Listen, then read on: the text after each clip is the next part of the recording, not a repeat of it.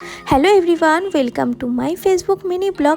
আজকে আমরা যাচ্ছি আমাদের বাপের বাড়ি। সকাল থেকে একদম বৃষ্টি হচ্ছিল, আর প্রথমেই আমরা চলে এসেছিলাম পেট্রোল পাম্পে পেট্রোল ভরার জন্য। এদিকে স্বরূপ এখন নিজের গাড়িটা মুছে নিচ্ছিল, যেহেতু একটু জল ঢুকেছিল তাই।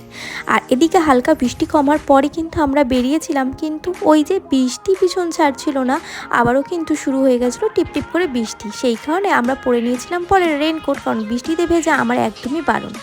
তো এদিকে দেখো, এসেই কিন্তু আমার বর চলে গেছিলো কাঁঠাল গাছে কাঁঠাল পাড়ার জন্য। আর আমার দিদা এদিকে দেখো কাঁঠালটাকে কোনোভাবে কাটার চেষ্টা করছে, আর আমার বর এদিকে ঘুরিয়ে ঘুরিয়ে ঘুরিয়ে ঘুরিয়ে ধরছে। অ্যাকচুয়ালি আমার শ্বশুরবাড়ির সবাই খুব কাঁঠাল খেতে ভালো লাগে, তো সেই কারণে এখানে এই গাছে সবথেকে বড় কাঁঠাল হয়, সেই কাঁঠালটাকেই আমরা আজকে পেরেছিলাম।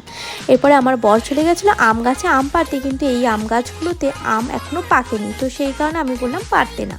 তারপরে আমি আমার দাদুর কাছে যাচ্ছিলাম, তখন দেখলাম এই আম গাছে কিন্তু অনেক আম রয়েছে, যেগুলো হিমসাগর, এগুলো কিন্তু জামাই ষষ্ঠীর দিনই পাড়া হবে।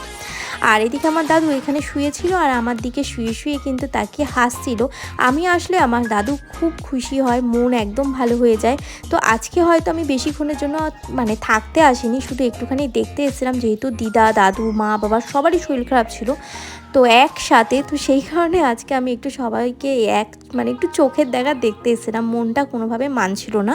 তো সেই কারণে আর স্বরূপ আমাকে বলছিল চলো আজকেই ঘুরে আসি, কারণ এরপরে আমার টাইম হবে না, তো সেই কারণে ও আমাকে নিয়ে এসেছিলো।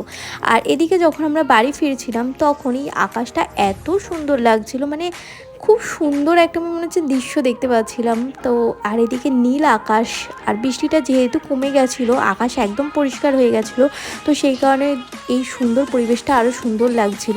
তো এখন তো চলে যাচ্ছি আমরা। ভিডিওটা ভালো লাগলে একটা লাইক করে দিও, টাটা।